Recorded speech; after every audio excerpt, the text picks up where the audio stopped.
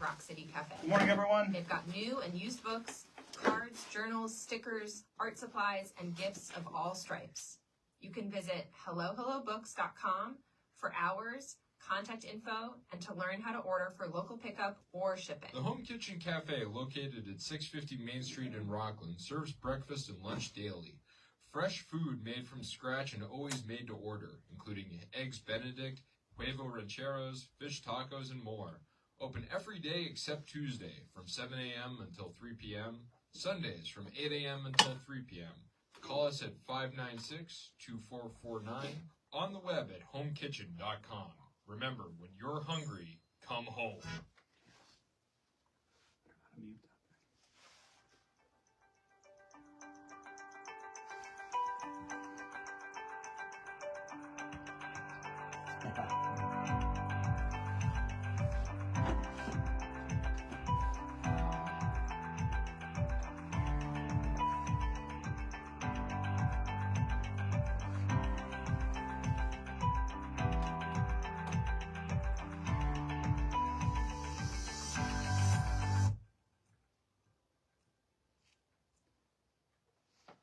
Good morning, everyone. Welcome to Entrepreneurs Hour. I'm your host, Chris Austin, president of our DM Managed Services and the Rock Coast Entrepreneurs. I'm excited to bring you the show on 93.3 WRFR, where we explore the journeys of local entrepreneurs and people who support them. Each week, we'll share stories of success, challenges, and valuable lessons, showing how local organizations like the Rock Coast Entrepreneurs, the Penobscot Bay Regional Chamber of Commerce, and so many other organizations that are helping build a strong, thriving business community here in Knox County. Whether you're starting a business, growing one, or supporting local entrepreneurs, this show is for you. Let's inspire and support our local businesses and our communities together. I'm so excited to bring you all for you today, our two guests. And today, the big topic is going to be the hustler spirit in Maine.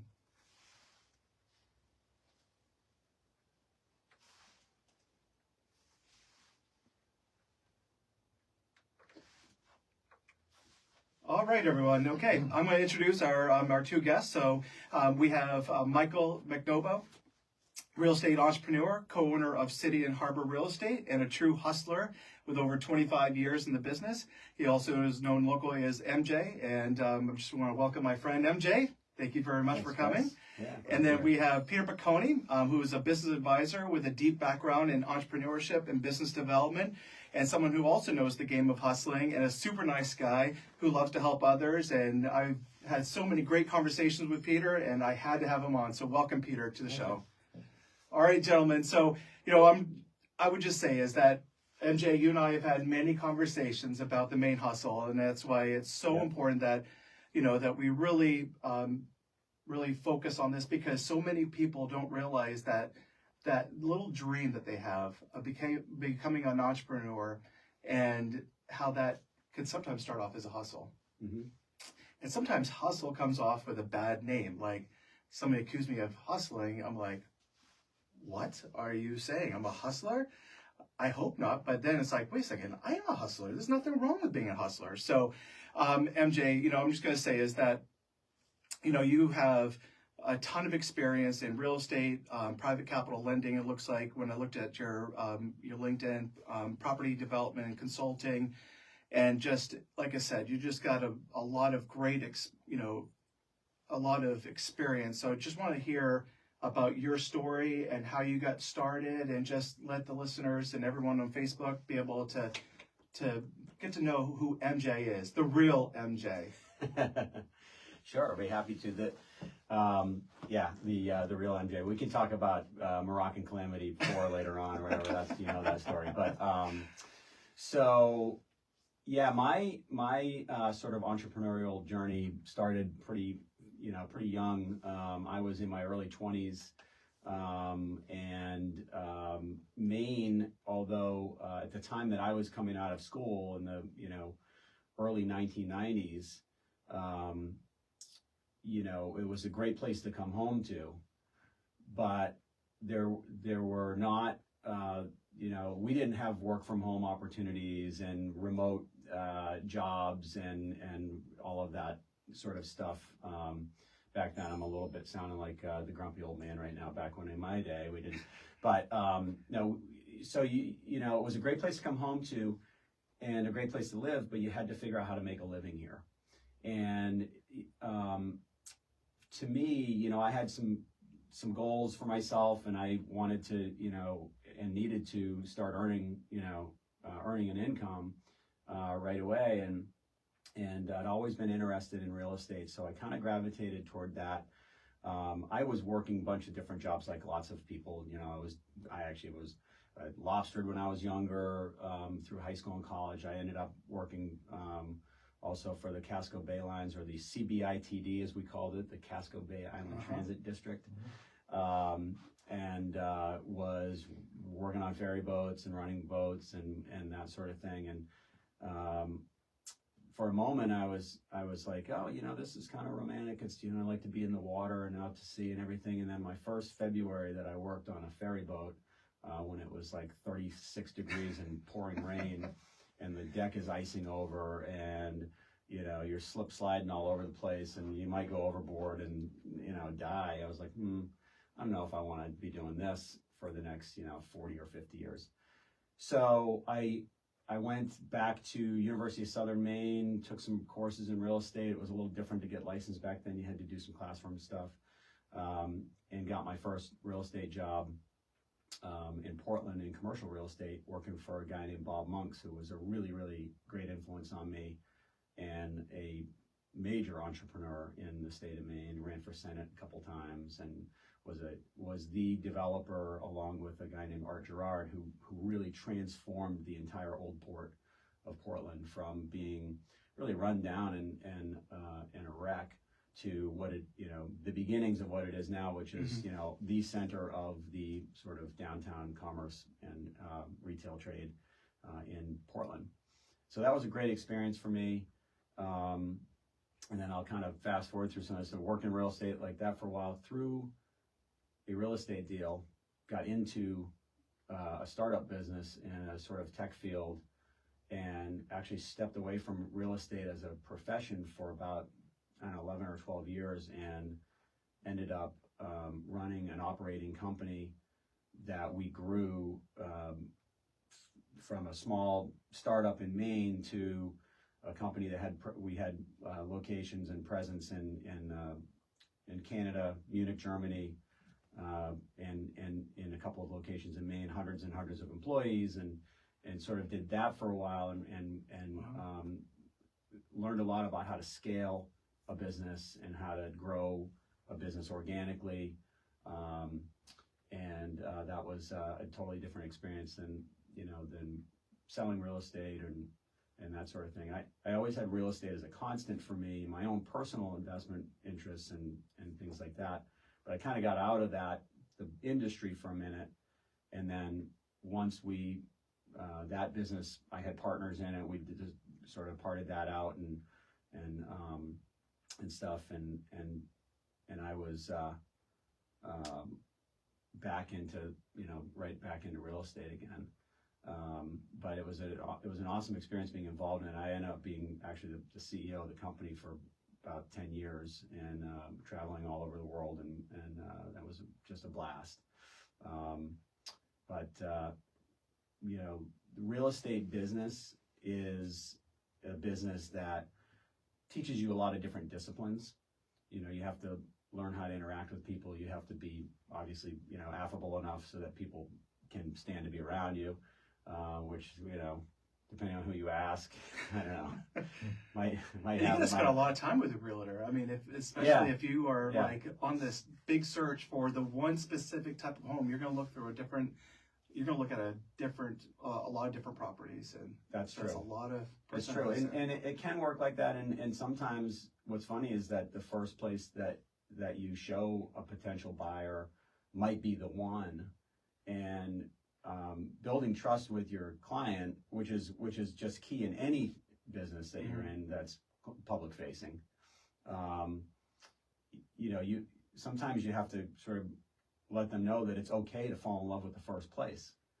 Because everybody thinks, oh, I got to look at all these houses, and I got 6 showings lined up, and sometimes the first one is the one, and it's almost like a little bit like like a romantic thing, like, when you know, and so it's definitely, you definitely do tend to spend a lot of time with clients, and so it helps if you like people.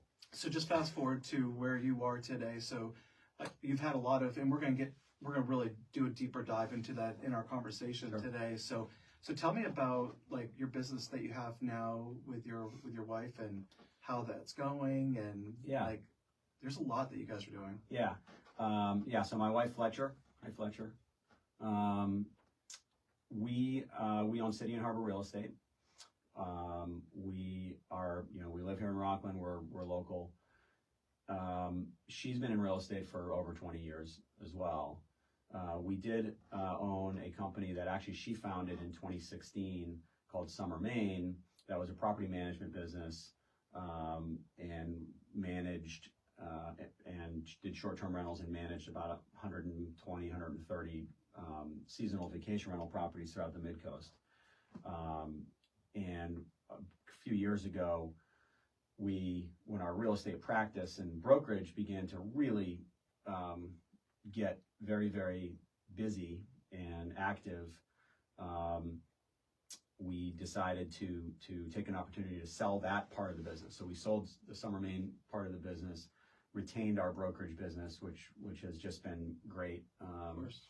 And so we're located in we just moved our office actually over to the old MBNA building, which I know that you're very familiar with, and your past history there.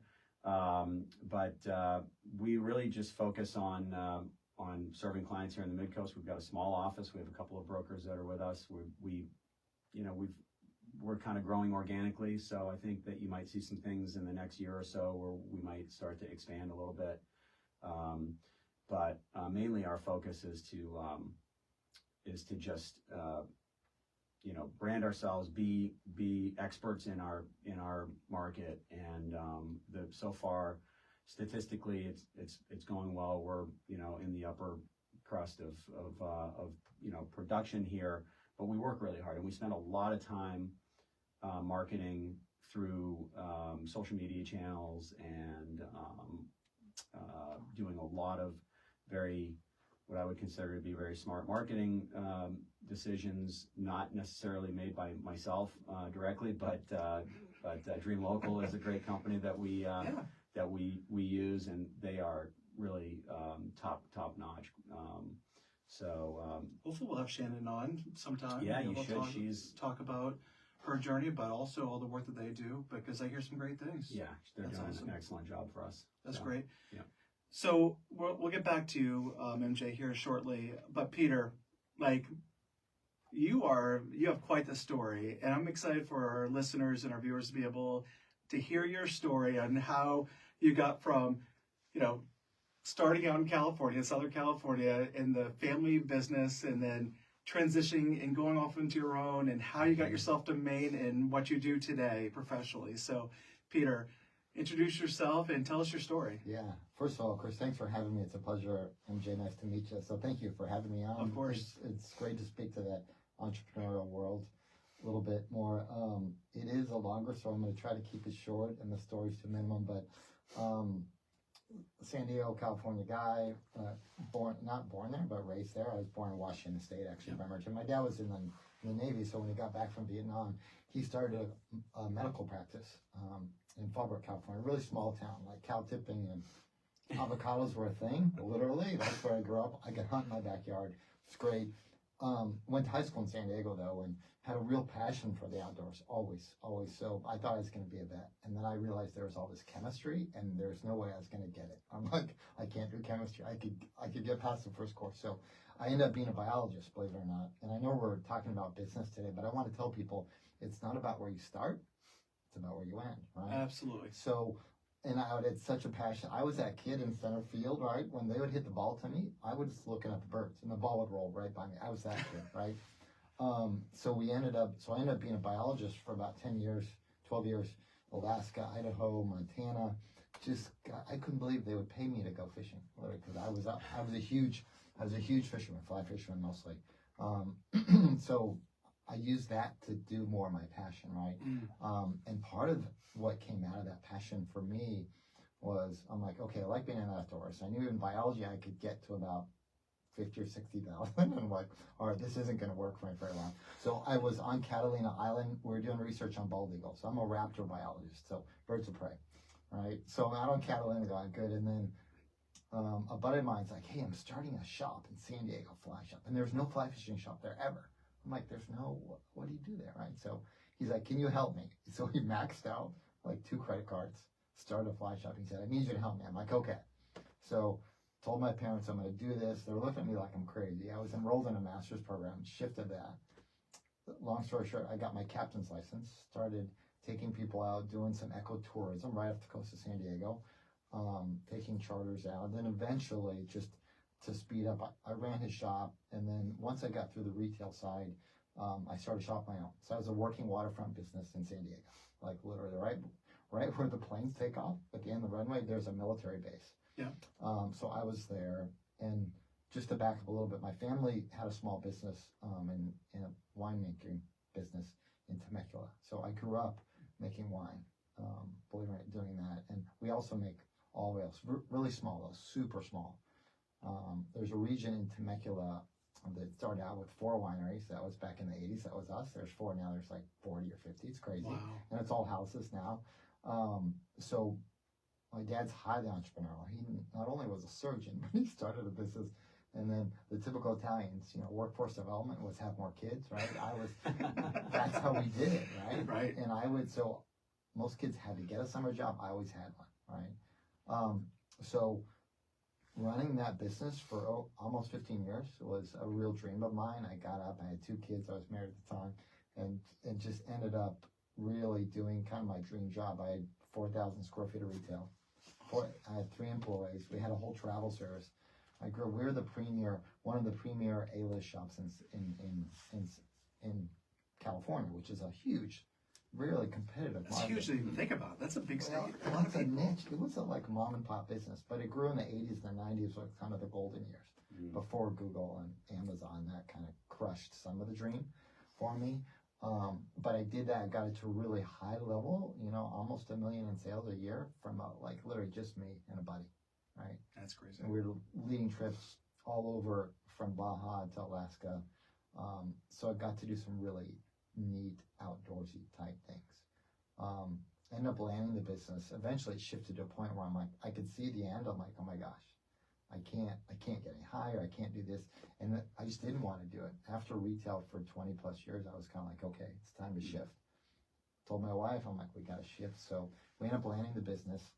And when I got out of that, I didn't realize how marketable some of my skills were because I had a biological background with business. And when I got out, I'm like, all of a sudden I got these calls from companies in aquaculture who were starting fish farms, recirculating aquaculture, if you're familiar with that, where the sand. Oh, yes. So when I got out, I was really surprised how I just started networking. I ended up in some really neat conversations, actually in Iowa. And I helped, there's a startup there, they got their seed capital of about 1.2 million. So they hired me on as some gray hairs for a graduate project. And we took it to several $1 million. So we got more. We did the first round of funding and got to our second. And I was pretty high up for them as a startup. And then I had to tell them a year and a half in, we're going to land it. I had to give everything back. That was rough, super rough. Great experience, but my first real startup that was going to go to scale for fish in the middle of Iowa with salmon, tons of water, good power there. So we just didn't have the team to get to the dream. And I knew in year 3 or 4 we would crash and burn in a way where I couldn't give people their money back. That was a hard process for me. Because, so at the time I'm like, okay, where are we shifting? And all of a sudden I got a call from the Island Institute, which you guys know, they're here in Maine, and they said, hey, we're running an aquaculture business development program. This was 7 years ago, and aquaculture is still very nascent, nascent. And they said, can you run it? I was like, oh my gosh. They had a boat for me. So they kind of hired me away from that stuff. And I told my wife, do you want to go to Maine? She's like, I'd love it. So we showed up in Camden, sight unseen, had a rental where I did that. So I've spent the last 5 or 6 years working with fishermen, doing seaweed and shellfish aquaculture. Which is growing. I mean, it's huge. It's like taking over, like they're transitioning away from lobstering to do those things. A lot of the people you see now, I helped start when they were asking for $10,000, and now they're asking for $200,000. So a lot of the things that I was just nascently, kind of organically getting people into, they're now at mid-scale or going to scale, and now they're asking for loans of $200,000. They want to grow their farms. It's really neat to be part of that and see that evolve. And then in the last 4 years, I've been working for Coastal Enterprises Incorporated and the Maine SBDC jointly. And so I was in the CDFI world, so we were actually helping these people get loans. Can you see it?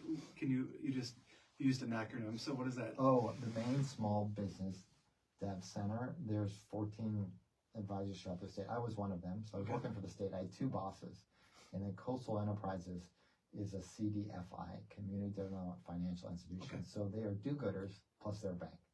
That's the easiest way I know it. Sorry, that's very crude, but ultimately they're a great company to work for, right? So now I'm doing some of the advising on my own. Got some other opportunities I can't speak of yet, but in a week I can't wait to hear about it. I can share more deeply about them. I'm super excited about that. So that's the shortest story I have. Yeah. It's pretty cool though how you went from that initial start, and I love that. Can you say that again? You said it's not how you start, right? Or where you start. It's more about how you end, because I was at a national conference, the America's SBDC National, and they asked me to speak there on certain things.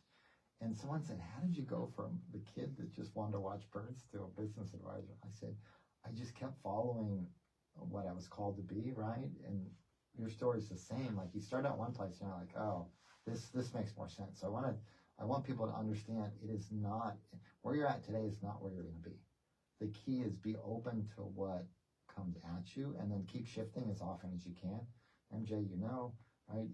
I shift every day with my kids and my wife or whatever it is, and the opportunity is so there. And having that open mindset, there's a closed mindset, open mindset, right? So when you meet people that have open mindsets, I've got 2 guys in the room, we want to be around each other, right? Because we feed off our energy, right? So make sure, if you're going to business, for all the people out there starting it, be around the people that make you better, right? I'm in the room with 2 people, I know I'll be better when I'm done with you, right? Or we have a nice to say. Right. He just Wow. Yeah. Well, That's That's true. Chris was highly complimentary. He's like, you love MJ. He's fine. Like, perfect. That's great. So I just love the journey even more so than where I end up. That's awesome. Yeah. And I'll just, if I can just kind of add on pile onto that, is like, it does sound a little bit cliche that, oh, it's the journey is the journey, but people that you have to be open-minded, and you have to just, doesn't mean you have to be a tumbleweed and you just kind of like go from thing to thing, but if your path changes, it's not, people start out and be open-minded. If you want to be an entrepreneur, the first thing you have to be is open-minded. You have to be willing to, listen to other people, and be a little bit of your own self-barometer, where you're like, like the lobster crawls around the ocean floor, doesn't really know what's above it or around it or where it is, but it's sensitive to temperature and pressure. And so when these like lobstermen are chasing lobsters all over, they move, and that's part of, climate change and all these other things are happening. That's a phenomenon, but they're sensing, pressure and temperature, right? I'm in your realm now, but how am I doing? Good. You're on it. So, they're oblivious to all of the noise, and they're surviving and they're thriving. So, that's kind of what I feel like you have to kind of have that mindset if you're going to be in business for yourself, especially in a place like Maine, where so much of Maine is about the lifestyle of Maine, and people choose to live here. And I think that I like to believe that they choose to live here for all of the right reasons, and right. And there are opportunities that exist all over the place, and because of technology and because of the way that the global economy is now and things that you can do. I mean, even like you referenced Amazon, and Jeff Bezos, ruined your fly fishing business, but we're coming for you, Bezos, if you're watching. But I mean, there are opportunities that creates in other ways, and so being able to adapt your thinking and your view and how you pursue your goals is key, I think. I mean, I would just say is that hustle, that main hustle that we're talking about today, is that you're seeing it even with your downtowns. Look at the downtowns, how they're transforming. Like, look in Skowhegan, they're turning that downtown, this old mill town that was run down, beat up, and they're turning into this commerce center, this entrepreneurial like ecosystem that is thriving.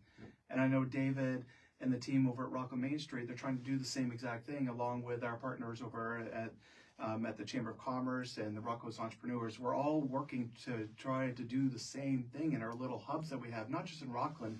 I know Camden Area Business Group is doing the same thing in the town of Camden. They're doing those things. So, like, there's a lot of things as an entrepreneur in Maine that, like, no one else has to experience. Like, for example, like, we're not densely populated. We're not. So you have to travel all over the place, and you have to make decisions of where you want to be, where you want to expand to, and how do you keep that same. So that main hustle is different from anywhere else. So, like, what's your experience with that, MJ? And like what's your biggest advice about how to be able to do that in such a large area to be able to work in? Yeah, and it's true. Maine is a vast, huge, geographical state. People, a lot of people don't realize, like, when you travel around in different places, most people don't really comprehend how big the state of Maine is. Like, but most of it's wilderness. So, all of the people are populated, and even though it's not densely populated in as comparison to other cities like San Diego where you grew up, places like that, all the people are in, one sort of corridor mostly, and so if you're in a people-facing business, you've got to be able to get around. One of the awesome resources that we have here in the Mid-Coast, and particularly right here in Rockland and the surrounding areas, is RKD. The little airport over there is incredible. I mean, personally, I use that to, Cape Air does their round trips, a few a day to Boston, and it's super convenient to just open up the world as far as, like, just real physical travel to other places is pretty easy from here if you have to get on a plane. Driving, different story. Route 1, we need to make some improvements there, but it is true. You got to get around. You got to be willing to kind of to do that. Get in your car and go, or the virtual stuff now. Like, you can do a lot of things on Zoom, and you can do things remotely. But if you have to meet with people and you have to, like, real estate, you got to be on the dirt where the real estate is a lot of times, and so. I would say that during COVID, the positive that came out of COVID is that before COVID, I would say that people still have this perception about Maine is that you have to go way too far to go anywhere. It's the communities aren't closely connected. It's hard to be able to do business across other areas. But then the positive side of COVID, then we started learning about technology, and technology started coming up. And next thing you know, before, like, when you would say Zoom, people are like, oh, I don't want to be part of that. But now it's like, okay, you're on mute. Right. Right. The technology's there. No, you're on mute. Like, it still happens, right? I'm always that guy on Zoom where I'm like, they're like, hey, you're on mute. I don't know. Yeah, we've all been there, but but now it's starting to connect people, and you have all this technology, and now we have fiber in the region. And now we have that, we have that great airport, and now you have the technology, and now you have resources. And so now we still have this beautiful area, but now we have this building infrastructure for people to be able to do that. So you've seen a lot of changes from where you've grown up. So, and you've been here for, you said, the last 7 years? 7 years now. So how has the landscape changed for you, like, in a business coaching environment? Yeah, just for context here, some of my first jobs were really remote. Alaska, I was working on an island with doing research on brown bears, but I was with native Tlingit people, right? And I was 500 of them and, like, literally 7 guides that work for the Forest Service, right? So I'm used to smaller communities. And I remember showing up in Maine, and when I first started working at an institute, they were just trying to get internet to the islands. Like, that was a big deal. They've actually done some really significant work getting broadband to the islands. Kudos to them, because it's taken them 7 years, but some of the broadband that's now on island has shifted the business landscape for people that had businesses on islands, but it would take an hour to upload a photo to their website just because the connectivity was so low. So there's been the biggest shift I've seen is the connectivity for the coastal communities, especially islands, also inland. There's just, like you said, there's fiber now going in places, and that takes a lot of capital. It takes a lot of infrastructure. There's got to be opportunity for these companies to come in and go, is there enough people that's going to pay for a subscription just to get us down that road, right? So there's an economy there, but I want to circle back to something you said about the kind of the side gig or the hustle, right? Yeah. I've advised business all over Maine. I have a popsicle stand, and then I have like ones that are asking for $500,000 to scale, right? And the biggest thing I found out after being in Maine for years, like, everyone has a side gig. They do. Yeah, like literally, there's a dentist and he sells tombstones on the side, right? Like, everyone I met would like. So what I found What's that was, conversation like? right, right. What are your plans for? You know? So I actually did a webinar. It's called Side Gig to Big Gig, right? Okay. And because everyone I know is like, yeah, I work for the power company, but I do like lumber on the side, and they do cores of wood for people on the side. Eventually, they go, I'm gonna shift to that one mold, right? So what I found was there's a culture here. It's all about the side gig, and then for some people, they eventually get it to where they can leave their full time because it's something they love doing better, right? Sometimes it's landscaping, in these small communities. Like, there's a business right here that I helped get started. Shout out to them. Seahag Cider, which is right across, right? We know them very well. Yeah, they're super nice, super couple.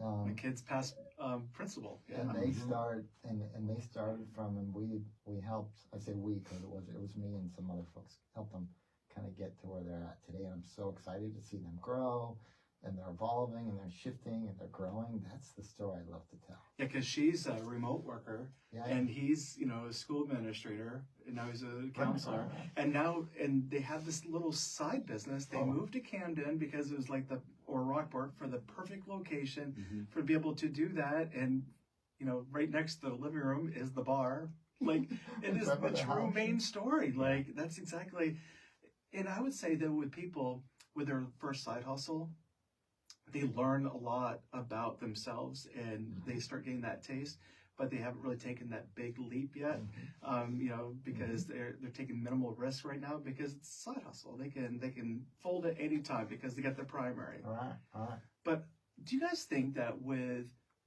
this influx of people, you have sold a ton of property to people from what we're going to say from away? Yeah. Sorry, Peter. Yeah. No. I grew up in Florida, but I was born in Maine, so therefore I am not from away. I'm a Mainer, okay? But it's all right. We're not going to judge you, Peter. It's all good. But just kidding. But so we have a lot of people that are just coming to our beautiful area. They're working from home, high-paying jobs, okay? They're buying real estate. There's got to be this huge bubble of future entrepreneurs because a lot of these companies are starting to say, sorry, you got to come back. And people are like, wait a second, I love Maine. I don't want to go anywhere. This is home now. This is where I want to raise a family, or this is where I want to retire. And so now they're getting pulled back. I got to say, must be this bubble that we're not even seeing yet. What are your thoughts on that? Do you think there's a bubble? Like, do you think that we have all these people here? Do you think they're going to stay? Like, how are they going to adapt if they don't have those high-paying jobs from the big cities? How are they going to do it? Yeah, I think that you're right that there was this sort of influx of people again because they could choose where they wanted to live, and so if you're living in Manhattan in your little apartment and you're working for whatever company and you're grinding every day, it's a different grind down there. You're walking the sidewalks with millions of people and bumping into people and blah blah blah blah blah. And we all know the sort of stereotypical morning commute to work in Manhattan, and then you can come to Maine because now you can choose where you want to live. And once you're here, it's like infectious. It gets inside of you to where you don't want to go move back. And so that is happening. That I've had those same conversations with people that we maybe were a client a couple of years ago. We sold them a piece of property, and now their life is changing, and they are making the decision to stay here and do other things or switch jobs. I will say that from a generational sort of perspective, younger people in their, like under 35, 25, like that sort of, I don't know what generation that is. I've never, like, is that Gen X or something? Millennial? Millennial? I don't know. I don't know. I just go with the flow. Anyways, I don't even, but they are willing to sacrifice income for lifestyle in a way that I think people of our generation sometimes scratch their head and they're like, what? You're gonna, I'll give you a personal example. My own daughter, who's 28 years old, has had a nice sort of start of her career in software industry, and she's had great jobs. She's worked for really great companies that value lifestyle, like a lot of these smaller, well, not even smaller. She worked for a company called HubSpot, which is a big company, but they have such a focus on their employees and their employee satisfaction, which is brilliant because they create a great culture and it makes these employees very sticky, so they don't want to leave because, oh, when I leave, they feed me breakfast, lunch, and dinner, we've got a beer tap in the break room, blah, blah, blah. It's a real thing. Like, unlimited vacation and all that stuff, and so it's all about the culture. But part of the other side of that culture is these employees, they work their butts off, they work hard. And they know, well, I can't abuse the unlimited vacation policy because I'll lose my job, and that's like, killing the golden goose. So, and they value their jobs. So, but she decided to move back to Maine because she could work remotely. And now she's sort of evaluating her lifestyle choices around her work and what she's willing to do and what she wants to do, and she's had an opportunity, and I won't go into too much detail because I don't know if she's watching or listening, but she'll get mad at me. But she has an opportunity to do something that's a little bit more soul satisfying for her, and the income isn't as good. It's still pretty good, but it isn't as good, and so her solution is, I'll have a side hustle. I will do consulting in the same industry that I'm leaving because there are opportunities for that, I guess, everywhere in her field. And she'll take this job in this organization that she really, that scratches a different sort of itch for her, that is much more soul satisfying, working with younger people and, making up the income gap by doing a little bit of consulting. And if she gets bored with that, she'll just stop doing that and focus on, and so she's willing to make these sacrifices. She's not just chasing the dollar. And I don't know about you guys, but my generation, our generation, was like, Alex P. Keaton was on television and everybody was like, I'm gonna have, my goals are around, my goals are satisfied by how much money I have, how much income I can make and what kind of car I can have. And I think for good reasons and virtuous reasons, that is shifting. And personally, I like that. I think that people are more grounded in more meaningful sort of goal setting for themselves. And it's all around, more of a healthy balance in their life. And you can still be very, very successful. And success is a word that, to me, doesn't always mean money, exactly. And so success, how you define your success and your goals, income has to be a component of everything because that's how the world works, right? But doesn't have to be necessarily the end goal. That those things are derivatives of other goals that you set and you can achieve. So I talk to my kids about that all the time. Is that our second oldest, he's in a technical school right now, and he's like looking at those different jobs in the trades. Okay, which one can make me the most money? And it's the conversation of, dude, it's not all about the Benjamins. It's not all about the money, okay? It's about the balance of life and happiness and being able to do that. Because Right. I'll tell you right now, when I started my first business, when I went after 20 years in being in banking where I had a guaranteed paycheck, and went out and I started my business, Austin Payment Solutions. And I'll tell you right now, it was the most miserable 2 years of my life. I was making more money than I had ever made in my life. My family was taken care of. I was making, like I said, I was making more money. We were just really comfortable. Things were going awesome, but I was miserable. Do you know why I was miserable? I missed the company Christmas parties. Mm-hmm. I missed the social aspect of it. Right. And Collaborative so, sort of, team, building something as a team. yes. Yeah. So Yeah, I get replaced that with becoming a master networker.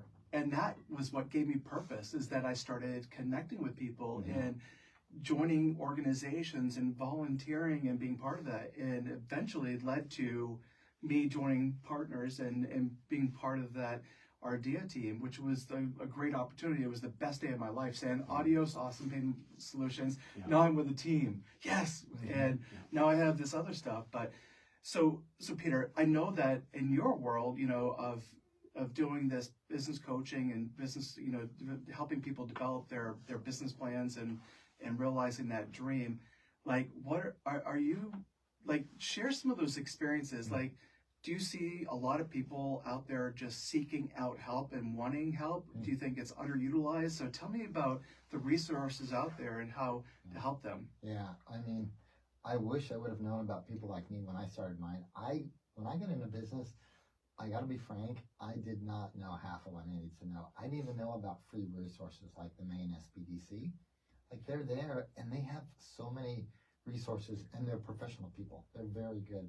I wish I would have been smarter and more adaptable when I was younger, when I started, because I probably would have scaled differently. I probably would have seen the end before it came, right? So for me, I'm seeing a lot of people that are in Maine that actually have a good idea, and it actually kind of works on paper. For example, you're going to see it. You'll see it. Someone's got a full-time job, and then they have a hairdressing salon off the back, right? Mm-hmm. And people show up on Saturdays and Sundays. Eventually, like, okay, I'm opening up Fridays, taking some time off, right? I've helped there's a woman in a rural town, and all the clients I work with are confidential, so I can't share. But what I can do is share generally, because we're bound by confidentiality unless they say, yeah, you're happy to share, right? But I can tell some of the stories tangentially, right? How they start out. And there's a salon in the middle of nowhere. She started out with like 3 clients. Now she has people driving an hour. She serves coffee, shows up, and she made her husband move his cars out of the garage, turned it into a full-on salon, right? And now people are trying to sacrifice, right? And now she has this whole gig, right? But it was her side gig to start. So those are the stories that really resonate with me. And then some of the work I do with people that really, when you speak about, it's not about the Benjamins, and it's about, like, I'm driven by passion. My whole life is, I'm built there. So I always let that, and that usually gets me to a point where I can make a decent living, right? But part of it is more the journey with the clients, is helping them really discerning that part of it is getting to know who they are and where they fit in their business. A lot of times, anytime you show up in a business, you know this well, because there's people in your business that are drivers, people that are marketers, that are financial people, right? And when you start out your own business, you're one person, you're the driver, but there are 4 of the people you need. Literally 4 of the people that are marketing based, and that's your team, right? So you have to go out and find those people, and you can do that, and you resource other people like yourselves, right? Mm-hmm. And you can get those resources by creating a network, like you said, with bankers, right? My job really resonated with me here when I got to Maine, when I started advising, is when I realized how much fun the networking was. I love it, because I have business in Skowhegan. I'm highly involved there with the Entrepreneurial Center. And so what I find that what really gets me out of bed every day is I don't know who I'm going to talk to, what business I'm going to talk about. So then I have to do a deep dive or somehow help them. And then it's the people I get to know. And I can say, yeah, and then I can help them. Or sometimes the best help I can say is, here are the numbers. This is what it looks like. What do you think? And they go, wow, I'm not going to invest $10,000 in that. Mm-hmm. That doesn't look like it would fit my lifestyle, because I do advising in the round. So, like, is this going to fit when you have to take the kids to school every day and your wife and you're doing this? We look at the behavioral capacity of someone to start a business, not just the technical competency to be. Can you be a CEO? Guys are executors. That's what we do, right? We're transactional. We're going to go out and do it. We know that when we get up in the morning. We're going to go do something, right? So a lot of times I will help them evolve their behavioral capacity going, okay, you hate bookkeeping. I hate bookkeeping. I hated doing it, right? I say, who are you going to hire to do it? Like, no, I'll just have my wife do it. I'm like, did you ask her about that? Right? So a lot of times you can just help them. Don't do it, people. Right. Don't do your own bookkeeping. Right. It's a nightmare. Right. So a lot of times it's just helping people evolve that conversation to be more holistic in when they look at a business. And sometimes it's just it's like a 10-year plan to get them to scale, right, or something. But the best thing I do is have them not spend money and go, oh, I didn't realize that's what it would look like year 2 or 3. We'll do projections, just the things to help them go, oh, I didn't realize I'm going to have to hire 3 people when I get to this scale. I don't want to do that. Right. I don't want to manage people. I'm like, okay, do this. Right. And so we shift with their behavioral capacity into maybe a field or something that'll suit them better so they're successful before they get there. Right. It's so important to be able to pick up on that because we have a family friend that has a construction business. He doesn't want to run the business. He hired someone. He knew that was not his strength. Yeah. But he knows how to operate equipment, and that's his passion. He loves being out there, and he hired the right people to be able to run the business. He realized that, I think, probably later on, and say, it makes me miserable being in the office. I need to be out in the field and be able to do that. That's that adaptability. Yeah. So, Mr. Hustler, MJ, so can you share, because this is kind of like I'm gonna participate in this next section of conversation here. So tell me, like, one of your first hustling jobs, okay, or your first side gig. We'll say side gig, and it wasn't a success. Okay, what did you learn from it? Oh gosh, let's see, which failure should I talk about first? It's funny that you say that because you probably have stumbled, right? I mean, you probably have. How many side gigs have you, just off the top of your head? Like, how many do you think you've had in your career? Gosh, I don't know. Maybe, I don't know, 10, 8, 10. That's a lot. Yeah. I mean, real estate in itself is kind of like sure. The whole idea, because, I also own a bunch of, apartment units and apartment buildings with my business partner, who's also happens to be my partner in my life, and my wife, who's my my best friend. And actually, you mentioned something which is worth spending just 1 second on. I was like, oh, I'll just have my wife do my books.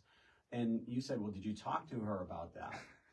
And it's whether I happen to work as in, hand in hand with my wife as a business partner, and it works for us. It doesn't always work for everybody, but it does work for us.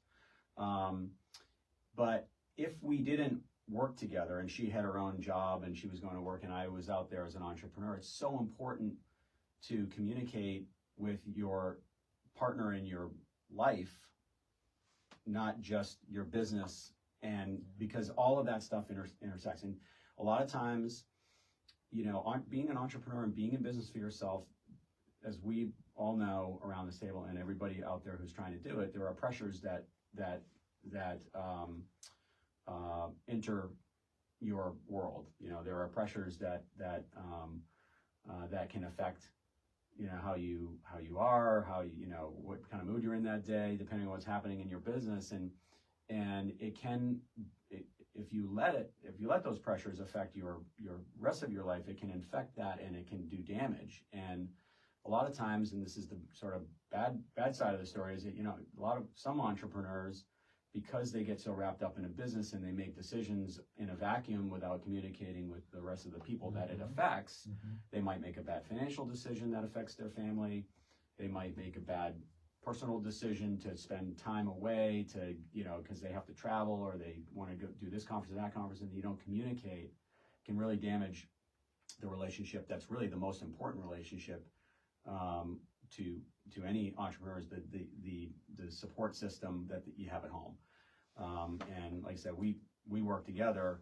So for us, everything is, sometimes we have to actually switch off the business talk and make sure that we're spending time on the other stuff, and so that you know, we don't sort of neglect the other elements of our life that are important. But so yeah, that just made me think of that when you mentioned it's just so important, so important. So I don't know, the most spectacular flame out. No, I would say the thing that I when I first started while I was sort of, you know, trying to go in between work 2 or 3 jobs, working for the Casco Bay Lines and on a boat, and going to class to get my real estate license as quickly as I could, because I definitely didn't want to be working on a boat too much longer. And although I learned a lot from that job, it was just a job. You know, it wasn't going to lead me to where I wanted to go. And once I identified that, I realized, okay, well, I need to pivot. I can't leave this thing because it's paying my rent and putting food on the table and all that stuff, but I had to pivot. And in between there, I got a job like selling advertising, which is sort of like cliche, because a lot of salespeople are like, "Oh, I sell advertising." Old school, you know, put your tie on, have your Franklin planner and all your appointments, and you pound on the phone and, you know, set up your appointments and knock on doors and all that stuff. But it's true, like it's the you know, the Glengarry Glen Ross type of stuff. I was out there pounding the pavement trying to sell you know, advertising for the Falmouth Forecaster, which was like the Midcoast, what is it called now, the Villager. That's right, Right, Midcoast yeah, Villager, yeah. that's right. And I was, you know, I was doing that. I didn't love it, you know, but it was a means to an end for me. I learned, that was where I really learned about, you know, getting face to face with people and being rejected, you know, over and over again, and just trying to get that one yes or one sale, and, you know, so that was a good experience. It wasn't a fruitful experience, but it was, you know, it was a good experience for me. I think if I had stuck with it, I mean, people that make a career out of that, you know, succeed, but I was moving in a different direction, and that was just a stop along the way for me. Yeah, I would say, you know, my a real quick one is that when I was 12, I had a side hustle with all my buddies. We lived in Florida, lived on a golf course, and in the middle of the night we'd sneak out of our windows and we would go diving into the ponds, and we would scoop out all the golf balls, because all the golf balls would glow extremely well at nighttime, and we'd be able to pick them all up, and then we would side hustle as we'd sell them to all the golfers on the side. That dream ended quickly when all the weeds started crashing down in the middle of the night. Yeah. And we knew something was on the other side crashing down, and was swimming very rapidly towards us, and we're like, the entrepreneurial, that our journey was over. Right. And we're selling golf balls because there's no way in hell I was going to die by an alligator. But anyway, I would say, you know, my first side hustle as an adult is my ex-wife and I were both, you know, managers at Bank of America, working our butts off, having a family, and had this bright idea of running a wedding event center in St. George. Okay? Echo Hill. And for some particular reason, her and a friend also were like, they had these big ideas about what we could do with this venue.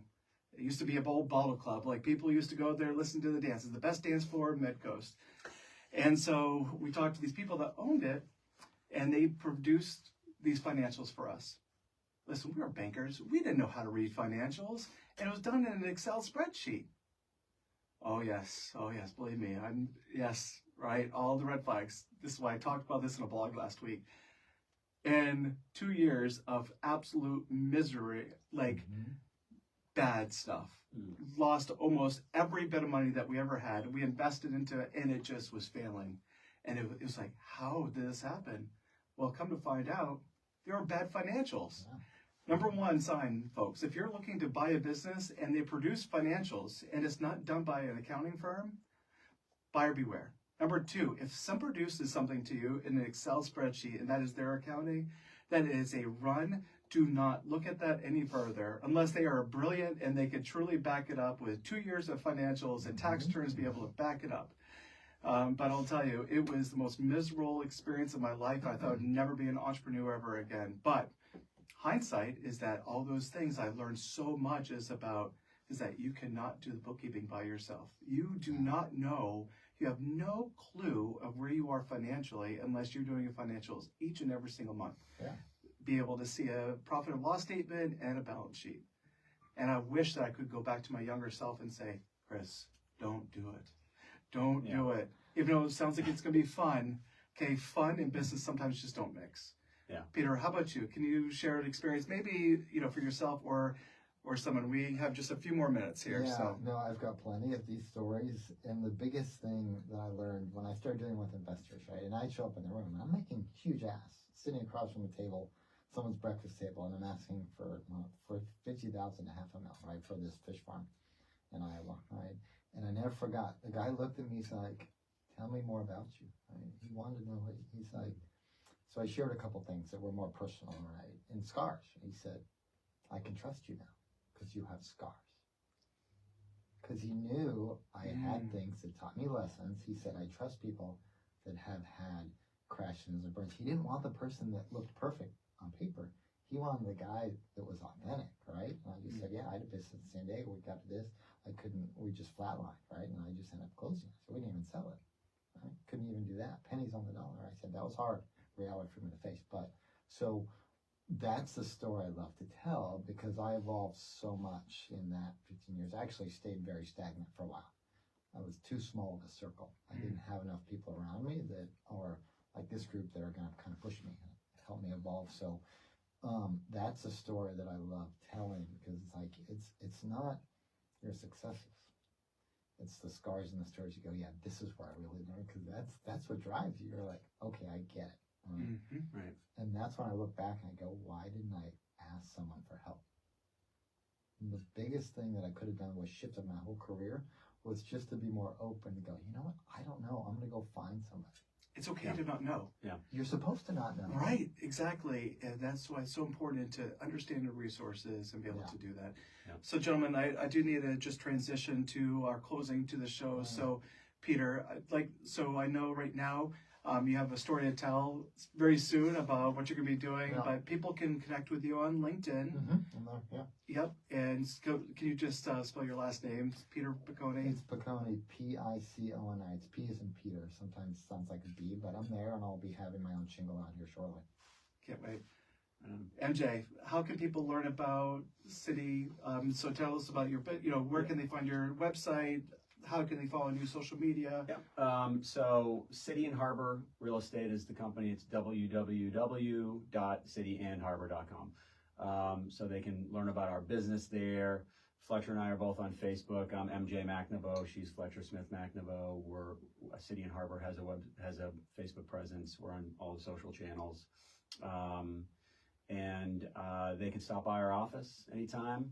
Pop in, 12 Water Street, Suite 209. Awesome.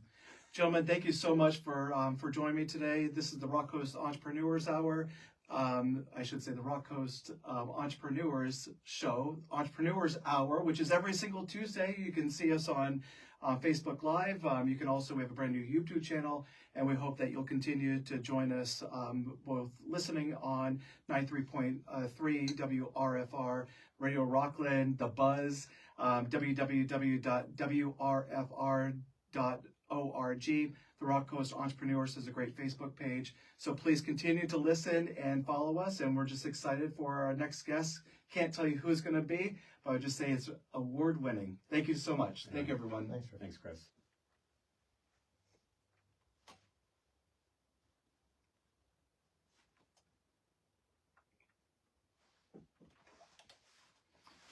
Good job, gentlemen. FRLP We're out. 93.3 Right on. Rockland. That was fun. Streaming Thank you, everyone. on the web at WRFR.org.